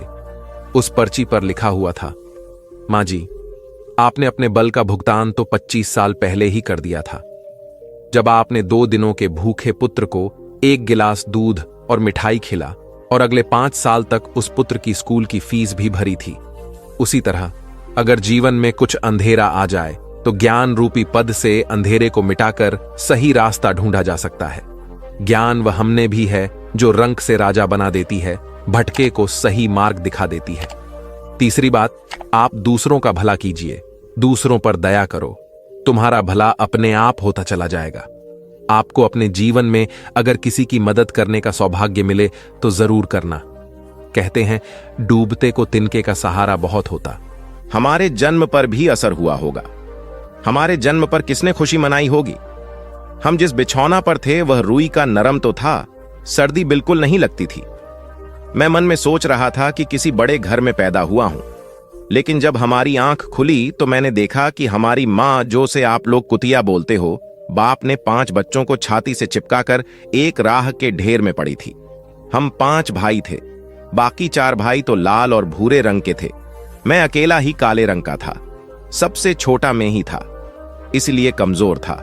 मेरी मां हम लोगों के पास कम ही आती थी, क्योंकि उसे भी अपने भोजन की व्यवस्था करनी पड़ती थी। यदि पहनना खाती तो हमें दूध कहां से पिलाती। उसे एक मां पर हम 5 भाई निर्भर थे। वह बेचारी अपने भोजन के लिए इधर उधर दौड़ती रहती थी। कभी भोजन मिल भी जाता था, कभी नहीं मिलता था, लेकिन वह हमेशा हम 5 का बड़ा ख्याल रखते थे। आखिर वह हमारी मां थी। वह रात भर जागकर गांव की रखवाली करती थी। किसी की मजाल नहीं थी कि कोई अनजान आदमी बुरी नीयत से गांव की तरफ रुझान जाएगा। दूसरे गांव के कुत्ते भी हमारी मां के डर से गांव में नहीं आते थे। गांव के किसी किसान के खेत में कोई जानवर खड़ी फसल खाने आते तो हमारी मां उसे डांट कर भगा देते। गांव वालों के लिए इतना सब करने के बाद भी कोई मनुष्य तो हमारी मां को भोजन तक नहीं देता था। भोजन के लिए हमारी मां को मजबूर होकर छीना झपट्टी करनी पड़ती थी। कई बार तो लोग उसे लाठी डंडों से पीट पीट कर भगा देते थे। बेचारी उस दिन भूखी प्यासी रहकर पेट की आग जलती रहती थी। वह कहता है, महात्मा, फिर भूख तो हमें आपकी ही तरह लगती है। ऊपर से उसे अपने 5 बच्चों की चिंता लगी रहती थी। आखिर मौजूद थे।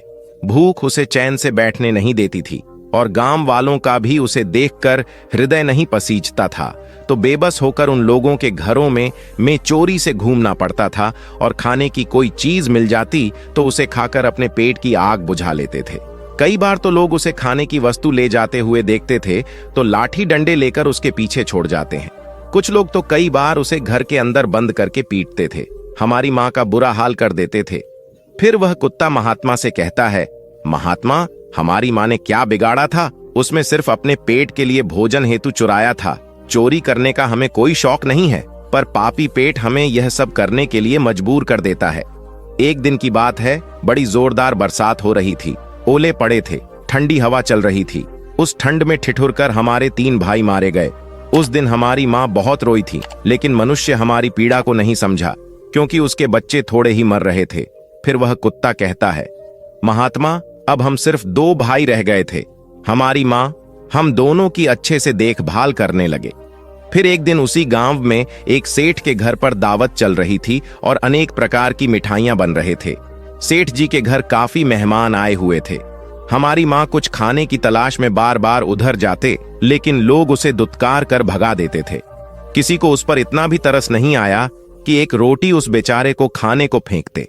एक रोटी से उनका क्या बिगड़ जाता? मेरी मां बार बार जाती और वहीं खड़ी खड़ी देखती रहती थी। सेठ जी के आंगन में दावत खाने का सिलसिला चालू हुआ। भोजन परोसा जाने लगा। मेरी मां भी वहीं जाकर पूंछ हिलाने लगे। खाना परोसने वाला आदमी जब किसी काम से भीतर गया तो मेरी मां दबे पांव रोटी लेने को चल पड़े। फिर दूसरे आदमी ने मेरी मां को जाते हुए देख लिया तो चारों ओर से लोग चिल्ला चिल्ला कर उसकी तरफ भागे। मेरी मां उनकी चीख सुनकर घबरा गई। 2-3 आदमी लाठी लेकर उसके पीछे बड़ी बेरहमी से दौड़े। मेरी मां वहां से घबराकर भागने लगे, परंतु उसे वहां से निकलने का कोई रास्ता नहीं मिला, क्योंकि सामने से लोग लाठी डंडे लेकर आ रहे थे। तभी मेरी मां वहां पर जो लोग भोजन कर रहे थे उनको लांघ कर निकल गए। आगे वह कुत्ता कहता है, पर मेरी मां अपने निकलने पर इतनी हैरान नहीं थे जितने कि उन लोगों को देखकर हुई थी जो वहां पर दावत खा रहे थे। वह सब उठकर खड़े हो गए। उन्होंने भोजन करना छोड़ दिया और कहने लगे कि कुटिया के लांघ जाने के कारण भोजन भ्रष्ट हो गया है। सब एक दूसरे से विचार विमर्श कर रहे थे कि अब क्या किया जाए। खाना तो सब खराब हो गया है। सेठ जी फूट फूट कर रोने लगे हैं। कुछ लोग तो यह भी कह रहे थे कि भाई, कुतिया के लांघने से भोजन खराब कैसे हो गया है? उसने खाने में या पत्रों में थोड़ी डाला है, सिर्फ ऊपर से लाकर हेतु गई है। और कहने लगे, शहरों में तो लोग कुत्ते को पालकर घर के अंदर सुलाते भी हैं और खिलाते भी हैं, तो इसमें कोई बुरी बात नहीं है। अगर कुतिया लांघ कर गई है तो भोजन खराब नहीं हुआ है। लेकिन उनमें से कुछ लोग बड़े घरों से ताल्लुक रखते थे। उन्होंने एक भी नहीं चलने भी कह रहे थे कि भोजन तो भ्रष्ट हो गया है, हमारे खाने के लायक नहीं है। आखिरकार उन्हें की बात मानी गई है। आप तो वह सारा भोजन गरीबों में बांट दिया गया। उस दिन तो मेरी मां को खूब पेट भर खाना मिला था। ऐसा सुख उसने जीवन में कभी नहीं पाया था, लेकिन वह सुख उसके लिए बड़ी मुसीबत बन गया करके वहां आराम से लेटे थे। उतने में वर्षीय डंडा लेकर वहां पहुंचा और उसे बुरी तरह से पीटने लगा। उसे वहां से भागने का भी कोई अवसर नहीं मिल पाया। अंडे की चोट से वह बुरी तरह से चिल्लाने लगी। मां का विलाप सुनकर पत्थर भी पिघल जाता है, पर उस निर्दयी को उस पर जरा भी रहम नहीं आया। वहां उसे कठोरता पूर्वक पीटता रहा। मौत का और पूरे गांव में सुनाई दे रहा था। तब कुछ लोग आए और उसे समझाते हुए बोले, सेठ जी जाने दो, भूख में तो आदमी की भी बुद्धि भ्रष्ट हो जाती है। यह तो एक पशु है, इसे अच्छे बुरे का ज्ञान नहीं है। अब इसे मारकर आपको क्या मिलेगा? जो होना था सो हो गया। लोगों के समझाने के बाद उसने हमारी मां को पीटना बंद किया। फिर बड़ी मुश्किल हालात में वह हमारे पास आई। मां ने आकर सारी कहानी हम दोनों भाइयों को सुनाया। हमने सोचा कि कितना कष्ट भरा है। हम कुत्तों का जीवन आदमी एक रोटी के टुकड़े के बदले एक चोर के जितना पीता है, बेकार है। ऐसे लोग जो हम लोगों की पीड़ा को नहीं समझते हैं। वह कुत्ता कहता है कि महात्मा, एक दिन की बात है, उसी गांव के बाहर एक ब्राह्मण आकर ठहरा हुआ था। उसने अपने भोजन के लिए एक जगह चिल्ला बनाया और उस पर दाल बनाने के लिए रख दें। उसके बाद आटा गूंथ कर रख दिया। वह वहीं पास में घुमाए पर पानी लेने चला गया। इधर कहीं से मेरी मां भी घूमती हुई वहीं पहुंच गई है। उसने आटे को देखा तो सोचने लगी कि शायद साथ का कोई मालिक नहीं है। यही सोचकर वह उस आटे को खाने लगे। उधर उस ब्राह्मण में कुएं के पास से देखा कि उसका आटा एक कुतिया खा रही है तो वह बड़ा दुखी हुआ। वह बेचारा रोने लगा, क्योंकि बाहर भी 2 दिनों का भूखा और थका हुआ था। कुछ लोगों ने उसे कहा, अरे ब्राह्मण देवता, इस कुतिया ने तुम्हारा भी आटा बिगाड़ दिया। कल तो इसमें सेठ जी की पूरी रसोई बिगाड़ कर रख दें। ब्राह्मण दुखी होता हुआ बोला, भाई मुझे क्या मालूम था, यह दुष्ट कुतिया मेरी आंटी को खाने के लिए घात लगाए बैठे हैं। कमांडर ने आप देखा ना, ताव लाठी लेकर उस कुतिया के ऊपर टूट पड़ा। मां उस आटे को ठीक से खा भी नहीं पाई थी, पर उससे ज्यादा कि उस पर लाठी पर कई महीनों तक मेरी मां लड़खड़ाते हुए घूमती रही। तब उस दिन समझ में आया कि आदमी कितना खुदगर्ज है। हम उसका कोई भी कार्य करते हैं तो भी हमें नहीं समझता। आधे वह कुत्ता कहता रहा, हे मुनिवर, हमारी कमी यह है कि हम उन्हीं मतलब इंसानों के अधीन रहना चाहते हैं जो हमें कष्ट देता है, जो हमें प्यार से खिलाता है। हम उसके कितने काम आते हैं ये नहीं पता। उनके घर की रखवाली तो करते ही हैं, साथ ही साथ और भी बहुत सारे लाभ हैं जिन्हें मनुष्य नहीं जानता। महात्मा ने कहा, यदि मनुष्य कुत्ते को रोटी खिलाने के फायदे जान जाए तो अपने जीवन में होने वाले नुकसान से बच सकता है। आज मैं आपको बताऊंगा। कुत्ते को रोटी खिलाने के 8 फायदेमंद को पता नहीं है कि जब भी घर में रोटी बनाई जाती है तो सबसे पहली रोटी गौ माता की होती है और पिछली रोटी कुत्ते की होती है। महात्मा ने कहा, ऐसा ही विधान भगवान ने बनाया था, लेकिन भगवान के बना है उसमें धान को भूलकर मनुष्य अगली और पिछली रोटी स्वयं भी खा जाता है। इसका दुष्प्रभाव उसके जीवन पर पड़ता है। कुत्ता वह पुरानी है जिसको रोटी खिलाने से मनुष्य के जीवन में पड़ने वाले ग्रहों के दोष भी दूर हो जाते हैं। महात्मा ने कहा, कुत्ते को रोटी खिलाने का पहला फायदा, कुत्ते को रोटी खिलाने से शनि का नकारात्मक प्रभाव कम हो जाता है। शनि ग्रह जब अपनी दृष्टि डालता है तो हर मनुष्य बर्बाद हो जाता है। जिस व्यक्ति पर उनकी महादशा का आरंभ हो जाता है तो बने बनाए काम अपने आप बिगड़ने लगते हैं और वह मनुष्य आर्थिक तंगी का शिकार हो जाता है। उस स्थिति में व्यक्ति यदि कुत्ते को रोटी खिलाता है तो उस पर शनि का दुष्प्रभाव बहुत ही कम हो जाता है। कुत्ते को रोटी खिलाने का दूसरा फायदा, कुत्ते को रोटी खिलाने से भाग्य आपके पक्ष में हो जाता है। आपके घर के अंदर नकारात्मक शक्ति नष्ट हो जाती है।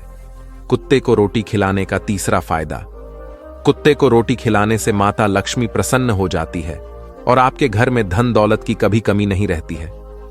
कुत्ते को रोटी खिलाने का चौथा फायदा, कुत्ते को रोटी खिलाने से आपके ऊपर कर्ज नहीं चलता रहा और जो पहले से आपके रसदार है उससे भी मुक्ति मिल जाती है।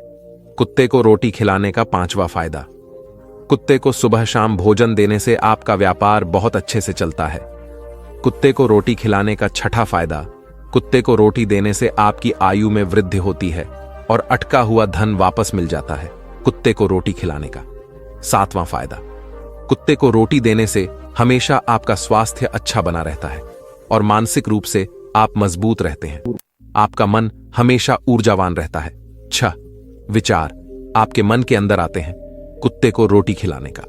8वां फायदा, कुत्ते को रोटी खिलाने से भगवान प्रसन्न रहते हैं, क्योंकि भगवान को समस्त जीवों की चिंता रहती है, और जो समस्त जीवों पर दया दिखाता है भगवान भी उस मनुष्य से हमेशा प्रसन्न रहते हैं। भगवान की कृपा सदैव उस पर दीवार पर बनी रहती है। आपने अपने बूढ़े बड़ों से सुना होगा, कहते हैं कि जब उत्तर होता है तो अब गुण होता है। कोई संकट आता है, किसी की मृत्यु होती है, इसलिए कुत्ते को कभी रुलाना नहीं चाहिए। इस प्रकार से महात्मा ने राकेश के कुत्ते को रोटी खिलाने के 8 फायदे बताए, और जो भी मनुष्य कुत्ते को रोटी खिलाता है तो उसे इन 8 फायदों का फल प्राप्त होता है। तो दोस्तों, कैसी लगी आपको यह कहानी? हमें कमेंट करके जरूर बताना दोस्तों। ये थी हमारी आज की प्रेरणादायक कहानी। उम्मीद है कि इस कहानी में आपके दिल को छुआ होगा और आपको कुछ में सिखाया होगा। जैसा कि हमने देखा, जीवन में कभी कभी छोटे छोटे काम जैसे कि कुत्ते को रोटी खिलाना हमें और हमारे आसपास के लोगों को बड़ी खुशियां और आशीर्वाद दे सकते हैं। अब हम एक नई कहानी की ओर बढ़ने जा रहे हैं। यह कहानी भी आपकी सोच को बदलने और आपको प्रेरित करने का मादा रखती है। तो चलिए, बिना किसी देरी के हम दूसरी कहानी की शुरुआत करते हैं। सुनिए और महसूस कीजिए कि कैसे छोटी छोटी बातें हमारे जीवन में बड़े बदलाव ला सकती है। खुश रहने के सबसे आसान तरीके क्या हैं? हमें लगता है कि खुश रहने के लिए कुछ खास तरह के हालात होने चाहिए, तभी हम खुश रह सकते हैं। हम आपको बताते हैं जिनकी मदद से आप आनंद पा सकते हैं। हम जीवन में जो भी करते हैं खुशी पाने के लिए करते हैं, लेकिन दुर्भाग्य से खुश रहना काफी मुश्किल काम लगता है। हमें लगता है कि खुश रहने के लिए कुछ खास तरह के हालात होने चाहिए, तभी हम खुश रह सकते हैं, लेकिन ऐसा नहीं है। हम बता रहे हैं कुछ आसान से नुस्खे जिन्हें अपनाकर आप हर हाल में हम खुश रह सकते हैं। जब आप बुनियादी रूप से खुश होते हैं, जब आपको खुश रहने के लिए कुछ करना नहीं पड़ता, तो आपके जीवन के हर आयाम में बदलाव आ जाएगा। आपके अनुभवों में और खुद को व्यक्त करने के तरीकों में बदलाव आ जाएगा। आपको पूरी दुनिया बदली हुई लगेगी। आपका कोई निहित स्वार्थ नहीं होगा, क्योंकि चाहे आप कुछ करें या ना करें, चाहे आपको कुछ मिले या ना मिले, चाहे कुछ हो या ना हो, आप स्वभाव से ही आनंदित होंगे। जब आप अपने स्वभाव से ही खुश होते हैं, तो आप जो भी करेंगे वह बिल्कुल अलग स्तर पर होगा। तो पहली सीख रहे ध्यान रखें कि खुश रहना आपके बुनियादी जिम्मेदारी है। किसी इंसान की पहली और सबसे महत्वपूर्ण जिम्मेदारी एक खुशमिजाज प्राणी होने की है। रहमान जीवन का चरम पहलू नहीं है, यह जीवन का बुनियादी पहलू है। अगर आप खुश नहीं हैं, तो आप अपने जीवन में क्या कर सकते हैं? एक बार आप खुश हों, तभी दूसरी महान संभावनाएं खुलती हैं। चाहे आप जो भी करें, आप अपने अंदरूनी गुणों को ही विस्तार देते हैं और जगाते हैं। चाहे आप इस बात को पसंद करें या नहीं, हकीकत यही है, जब तक कि कोई महत्वपूर्ण चीज आपके भीतर घटित नहीं होती, आप दुनिया के लिए कुछ बहुत महत्वपूर्ण नहीं कर सकते हैं। इसीलिए अगर आप दुनिया के बारे में चिंतित हैं, तो पहली चीज आपको यह करनी चाहिए कि खुद को एक खुशमिजाज प्राणी में रूपांतरित कर रहे हैं। दूसरी सीढ़ी पहचाने की खुशी आपकी मूल प्रकृति है। इससे कोई फर्क नहीं पड़ता कि आप अपने जीवन में क्या कर रहे हैं, चाहे वह कारोबार हो रहा, शिक्षा या सेवा। आप ऐसा इसलिए कर रहे हैं क्योंकि आपके भीतर कहीं गहराई में एक भावना है कि से आपको खुशी मिलेगी। इस धरती पर हम जो कुछ भी करते हैं वह खुश रहने की इच्छा से करते हैं, क्योंकि यह हमारी मूल प्रकृति है। जब आप बच्चे थे तो आप यूं ही खुश थे, वहीं आपकी प्रकृति है। खुशी का स्रोत आपके भीतर है। आप उसे हमेशा के लिए एक जीवंत अनुभव बना सकते हैं। तीसरी सी चीजों का महत्व पहचाने ने आज सुबह है। क्या आपने देखा कि सूर्य बहुत अद्भुत तरीके से होगा? फूल खिले, कोई सितारा नीचे नहीं गिरा, तारामंडल बहुत अच्छी तरह काम कर रहे हैं, सब कुछ व्यवस्थित है। आज समूचा ब्रह्मांड बहुत बढ़िया तरीके से काम कर रहा है। मगर आपके दिमाग में आया किसी विचार का एक कीड़ा आपको यह मानने पर मजबूर कर देता है कि आज बुरा दिन है। कष्ट मुख्य रूप से इसलिए होता है क्योंकि ज्यादातर इंसान इस जीवन के प्रति सही नजरिया खो बैठे हैं। उनकी मनोवैज्ञानिक प्रक्रिया अस्तित्व की प्रक्रिया से कहीं बड़ी हो गई है, या सीधे सीधे कहें तो आपने अपनी रचना को स्वच्छता की सृष्टि से कहीं अधिक महत्वपूर्ण बना दिया है। यह सारी पीड़ा का बुनियादी स्रोत है। हम इस बात की पूरी समझ खो बैठे हैं कि यहां जीवित रहने के क्या मायने हैं। आपके दिमाग में आया कोई विचार या आपके मन की कोई भावना फिलहाल आपके अनुभव की प्रकृति को तय करती है, और यह भी हो सकता है कि आपके विचार और भावना का आपके जीवन की सीमित हकीकत से कोई लेना देना न हो। पूरी सृष्टि बहुत बढ़िया तरीके से घटित हो रही है, मगर सिर्फ एक विचार या भावना सब कुछ नष्ट कर सकते हैं। चौथे, एक है अपने मन और दिमाग को उसके असली रूप में देखें, जिसे आप मेरा मन कहते हैं। वह असल में आपका नहीं है, आपका अपना कोई मन नहीं है। कृपया इस पर ध्यान दें। जिसे आप मेरा मन कहते हैं वह बस समाज का कूड़ेदान है। कोई भी और हर कोई जो आपके पास से गुजरता है आपके दिमाग में कुछ ना कुछ डाल जाता है। आप हुआ कई आचरण नहीं सकते कि किससे आपको चीजें ग्रहण करनी है और किसे नहीं रहे हैं। अगर आप कहते हैं मुझे यह व्यक्ति पसंद नहीं है, तो आप किसी भी और से ज्यादा उस इंसान से ग्रहण करेंगे। आपके पास कोई चारा नहीं है। अगर आपको इस बात की जानकारी हो कि उसे ठीक करके कैसे इस्तेमाल करना है, तो यह कूड़ेदान उपयोगी हो सकता है। असर और जानकारी का ढेर जो आपने जमा किया है वह सिर्फ दुनिया में जीवित रहने के लिए उपयोगी है। आप कौन हैं इससे उसका कोई संबंध नहीं है। पांचवीं सीड, मनुष्य अपने बुनियादी अस्तित्व की ओर बढ़ेगा। जब हम किसी आध्यात्मिक प्रक्रिया की बात करते हैं तो हम मनुष्य अपने बुनियादी अस्तित्व की ओर जाने की बात करते हैं। जीवन का संबंध सृष्टि से है। जो यहां मौजूद है उसे पूरी तरह जानना और उसके असली रूप में उसका अनुभव करना, अपने मुताबिक उसे विकृत न करना ही जीवन है। अगर आप अस्तित्व की हकीकत की ओर बढ़ना चाहते हैं तो सरल शब्दों में आपको बस इस बात का ध्यान रखना होगा कि जो आप सोचते हैं वह महत्वपूर्ण नहीं है, जो आप महसूस करते हैं वह महत्वपूर्ण नहीं है। आप जो सोचते हैं उसका हकीकत से कोई लेना देना नहीं है, उसका जीवन के लिए कोई बड़ा महत्व नहीं है। मन बस उन फालतू चीजों में उलझा रहता है जो आपने कहीं और से इकट्ठा किया है। अगर आपको वह महत्वपूर्ण लगता है तो आप कभी उसके परे नहीं देख पाएंगे। आपका ध्यान स्वाभाविक रूप से उस दिशा में जाता है जिसे आप महत्वपूर्ण मानते हैं। अगर आपके विचार और आपकी भावनाएं आपके लिए अहम हैं, तो स्वाभाविक रूप से आपका सारा ध्यान वहीं होगा। मगर यह सिर्फ एक मनोवैज्ञानिक हकीकत है। इसका अस्तित्व में मौजूद चीजों से कोई लेना देना नहीं है। गश्त हम पर बसाया नहीं जाता, उसे पैदा किया जाता है, और उसे बनाने वाला कारखाना आपके मन में है। अब इस कारखाने को बंद करने का समय है। छठी से सब कुछ पाने की कोशिश न करें, अभिव्यक्त करना शुरू करें। आज हम इतने जोर शोर से खुशी की तलाश कर रहे हैं कि धरती का जीवन ही खतरे में पड़ गया है। खुशी की तलाश में ना रहे हैं, दुनिया में अपनी खुशी को अभिव्यक्त करना जाने में अगर आप मोड़कर अपने जीवन को देखें तो आपके जीवन की सबसे खूबसूरत पल रहे थे जब आप अपनी खुशी को अभिव्यक्त कर रहे थे ना, कि जब आप उसकी तलाश कर रहे थे। जो आप बचाते हैं वह कभी आपका गुण नहीं होगा। जो आप फैलाते हैं, जो आप बिखेरते हैं, वह आपका गुण होगा। अगर आप अपनी खुशी को बचा बचा कर रखेंगे तो जीवन के अंत में कोई ऐसा नहीं कहेगा उसने अपने अंदर खुशी का एक एक अंश बचा कर रखा। वह बहुत खुशी के साथ हमारा वे कहेंगे, यह भयानक पुरानी अपनी जिंदगी में कभी मुस्कुराया तक नहीं। लेकिन अगर आप हर दिन अपनी खुशी और प्यार को फैलाएंगे तो लोग कहेंगे, अरे वाह, एक खुशमिजाज और प्यार करने वाला इंसान था। सातवीं सीड, सुख और दुख में मुस्कुराइए। सुबह जब आप उठते हैं तो पहली चीज आपको यह करना चाहिए कि आप मुस्कुराया किसी पर नहीं, क्योंकि आप जरिए यह कोई छोटी बात नहीं है। लाखों लोग जो कल रात सोए थे आज नहीं उठे, मगर आप और मैं उठे क्या? यह बहुत बढ़िया बात नहीं है कि आप जगह है, इसलिए अपने जद में पर मुस्कुराइए। इसके बाद आसपास देखिए, और अगर कोई है तो उन्हें देखकर मुस्कुराई है। बहुत सारे लोगों के साथ ऐसा हुआ कि उनका कोई प्रियजन आज सुबह नहीं जगा। आपको जो भी लोग प्यारे हैं वे हैं, वाह यह तो बहुत अच्छा दिन है ना? फिर बाहर जाइए और पेड़ों को देखिए, वे भी पिछली रात को नष्ट नहीं हुए। बहुत से लोगों को यह अजीब लग सकता है, मगर आपको इसका महत्व तब पता चलेगा जब आपका कोई प्रियजन सुबह नहीं उठेगा।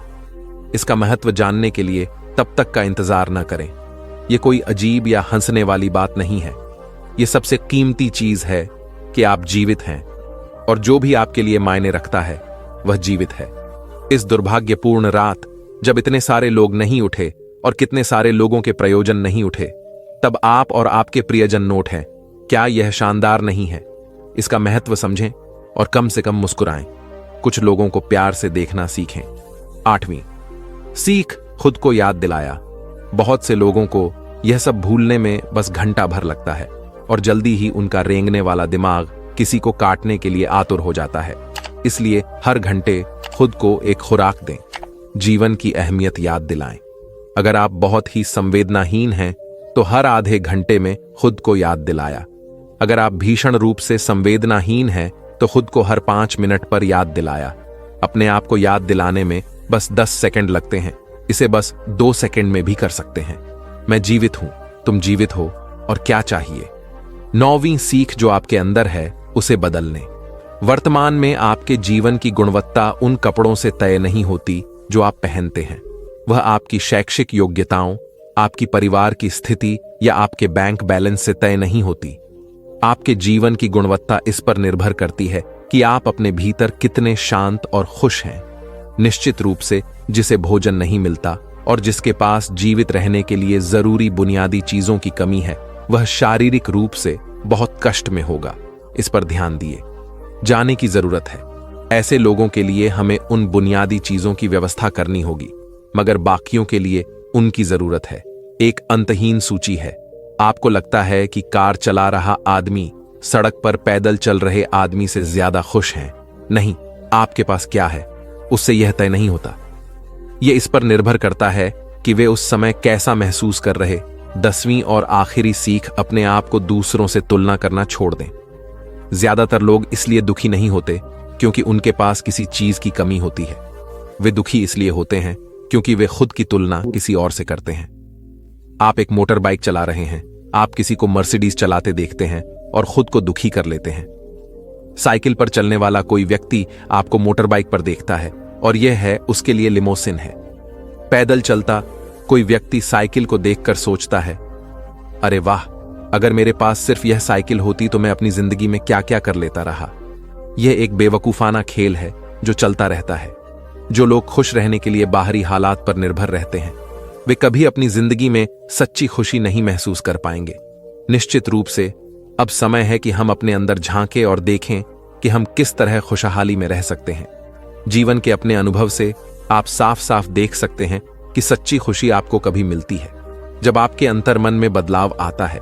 जब आप खुश होने के लिए बाहरी स्थितियों पर निर्भर होते हैं तो आपको समझना चाहिए कि बाहरी हालात कभी भी 100% आपके अनुकूल नहीं होते हैं। जब यह हकीकत है तो कम से कम एक इंसान, यानी कि आपको उस तरह रहना चाहिए जैसे आप रहना चाहते हैं। अगर आप अपने अंदर उस तरह होते हैं जिस रूप में आप खुद को रखना चाहते हैं, तो आप कुदरती तौर पर खुश होंगे। ये कोई ऐसी चीज नहीं है जिसे आपको खोजना पड़ेगा। अगर आप अपनी मूल प्रकृति में वापस चले जाते हैं तो आप सिर्फ खुश रहेंगे। हमारी दूसरी कहानी है अपने मन पर नियंत्रण। कैसे करें, आज हम आपको मन पर नियंत्रण करने के उपाय बताएंगे। अगर आप फॉलो करते हैं तो यकीनन आप अपने मन पर नियंत्रण कर पाएंगे। तो चलिए दोस्तों, हम आपको एक एक करके समझाते हैं अपने मन को नियंत्रित करने के लिए 10 युक्तियां। हमारे मन में अक्सर दिन भर में इतने सारे विचार आते हैं कि यह महसूस करना मुश्किल हो जाता है कि हम उन पर पूरी तरह से नियंत्रण रख पा रहे हैं। कभी कभी ऐसा लगता है कि वे आपके दिमाग पर हावी हो गए हैं। आप एक ऐसे दिन के बाद बिस्तर पर लेट रहे हैं जो कभी खत्म होता नहीं दिख रहा था। आपका शरीर थका हुआ है और आपके तक यह आपको बुला रहे हैं, लेकिन जैसे ही आप बिस्तर पर लेटते हैं आपका दिमाग पागल हो जाता है। यह विचार अचानक से आपके दिमाग में आते हैं और आपको नहीं पता कि इनके बारे में क्या करना है। अचानक आप तनाव में आ जाते हैं और आपको लगता है कि आप कभी नहीं पाएंगे। तब आपको पता चलेगा कि आपको अपने मन को नियंत्रित करना सीखना होगा।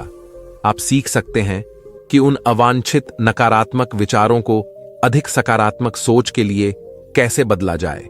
यह आपकी उंगलियों के इशारे से नहीं होगा, लेकिन निरंतर प्रयास से आप अपने विचारों को अधिक उत्पादक सकारात्मक चीजों पर केंद्रित करने में सक्षम होंगे।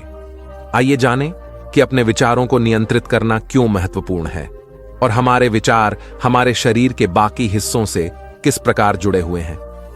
अवांछित विचार क्या हैं? हम जानते हैं कि सकारात्मक सोच और आशावाद वास्तव में हमारे स्वास्थ्य और शारीरिक कल्याण में सुधार कर सकते हैं, लेकिन अवांछित विचार हमें नकारात्मक भावनाओं से भर सकते हैं और हमें पराजित महसूस करा सकते हैं।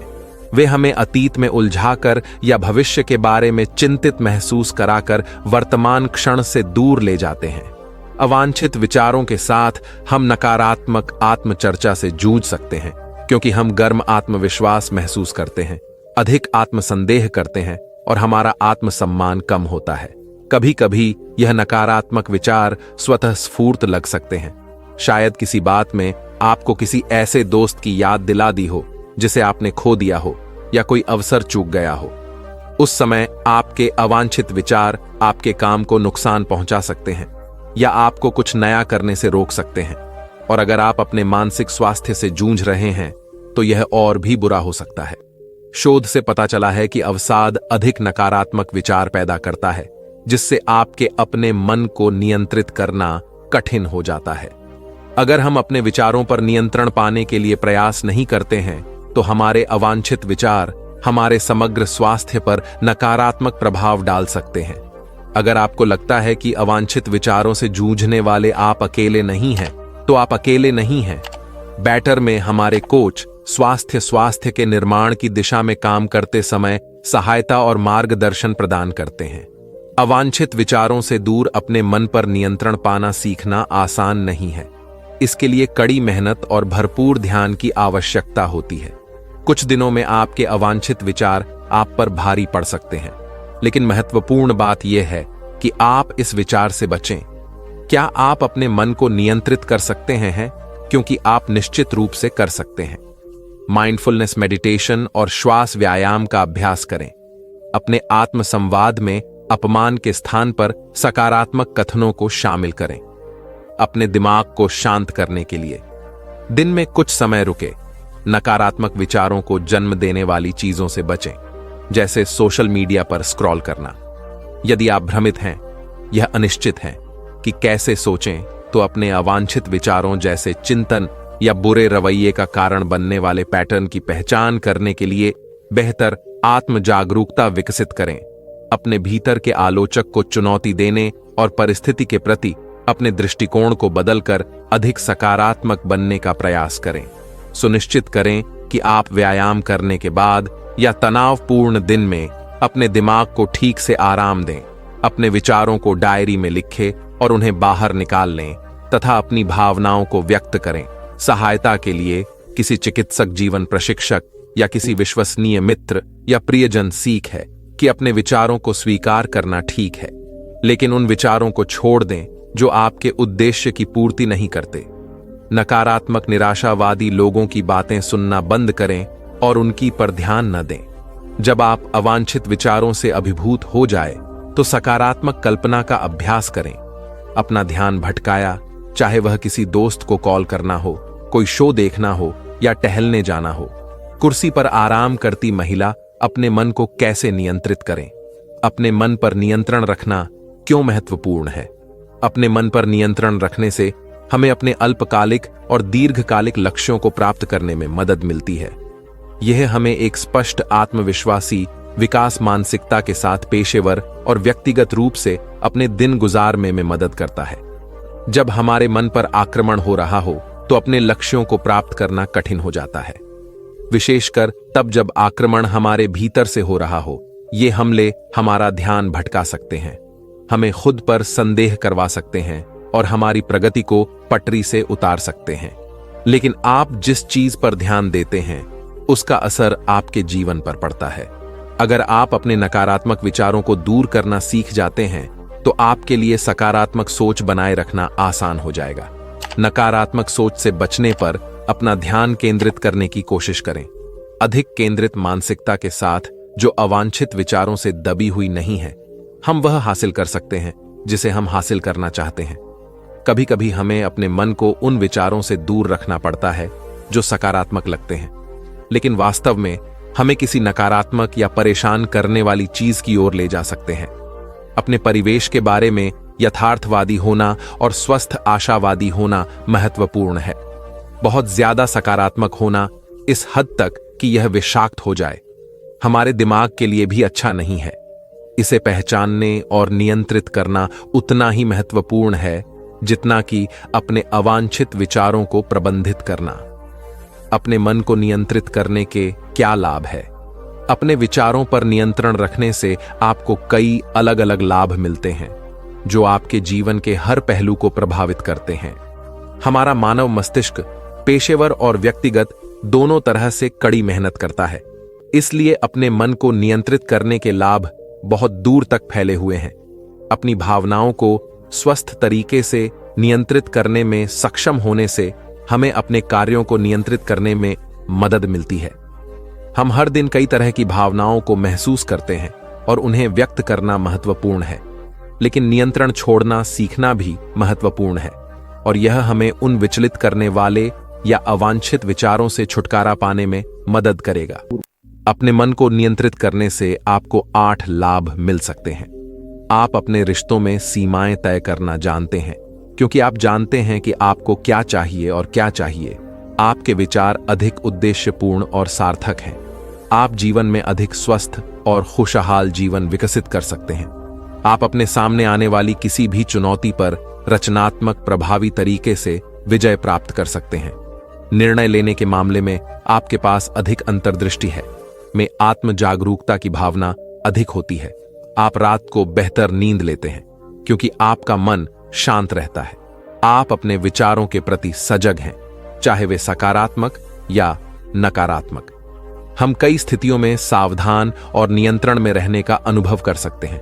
काम पर समय प्रबंधन की अच्छी समझ होना ऐसा सिर्फ इसलिए नहीं होता कि हम अपने कैलेंडर का सही इस्तेमाल करते हैं। ऐसा इसलिए होता है क्योंकि हम अपनी ऊर्जा स्तर, विचारों और कार्यों के प्रति, भावनाओं के प्रति सजग रहते हैं। इस नियंत्रण को छोड़ देने से हमें काम पर बनावट के तनाव से उबरने में भी मदद मिलती है। हम सब कुछ नहीं कर सकते, चाहे हम कितनी भी कोशिश कर लें। अगर हम चिंता या उच्च तनाव के स्तर पर हैं, तो माइंडफुलनेस मददगार हो सकती है। जब हम अपने मन को नियंत्रित करना सीख लेंगे, माइंडफुल प्रैक्टिस हमें अपने तनाव को प्रबंधित करने और उसे कम करने में मदद करती है। शोध में यह भी पाया गया है कि माइंडफुलनेस मेडिटेशन और गहरी सांस लेने से लोगों को चिंता पर काबू पाने में मदद मिलती है। अपने मन पर ध्यान केंद्रित करने से हम अपने कार्यों और व्यवहार के साथ अधिक जानबूझकर हो सकते हैं। मानव शरीर और भावनाओं के बीच संबंध हमने अपने विचारों के बारे में बहुत बात की है, लेकिन हम यह नहीं भूल सकते कि हमें अपने मन को नियंत्रित करने के लिए अपने शरीर की स्थिति और भावनाओं के बारे में जागरूक होने की आवश्यकता है, क्योंकि हमारा मन, शरीर और भावनाएं हैं, सभी एक दूसरे से जुड़े हुए हैं। इसलिए हमें अपने संपूर्ण व्यक्तित्व के बारे में सोचना होगा। जीवन जीने के लिए एक संपूर्ण व्यक्ति दृष्टिकोण का मतलब है कि यह सब आपके बारे में है। आम ड्राइवर की सीट पर हैं और विस्तार से बता रहे हैं कि आप क्या महसूस करते हैं, आपका शरीर कैसा काम कर रहा है और आपके दिमाग में क्या चल रहा है, और प्रत्येक भाग उतना ही महत्वपूर्ण है जितना कि अगला। जब आप अपने अवचेतन मन को नियंत्रित करना सीखने की कोशिश कर रहे हैं और इसके विपरीत तो आप अपने भौतिक शरीर को कैसा महसूस होता है इसकी उपेक्षा नहीं कर सकते। हमारे मन, शरीर और आत्मा के बीच संतुलन बनाने का प्रयास, इससे हमें समग्र रूप से स्वस्थ रहने में मदद मिलेगी और हमारे निजी और पेशेवर जीवन को विपरीत नहीं माना जा सकता। अगर हमारा निजी जीवन स्वस्थ है लेकिन हमारा करियर हम पर भारी पड़ रहा है, तो हमारा समग्र स्वास्थ्य प्रभावित होता है।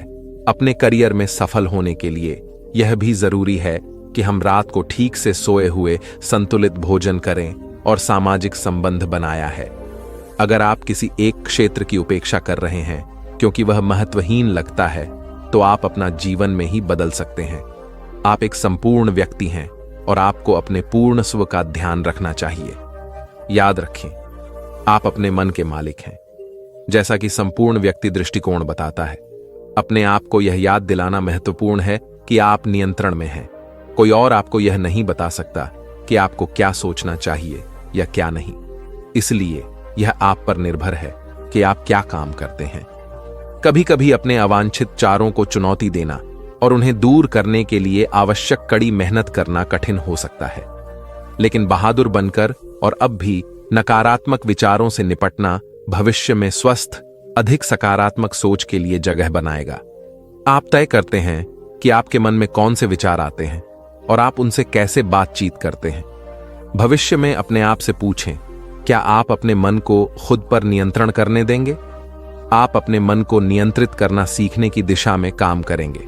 हर किसी को यह महसूस करने का हक है कि उनका दिमाग उनका अपना है या आपको आवश्यक सहायता प्रदान कर सकता है ताकि आप अपने अवांछित विचारों से छुटकारा पा सकें।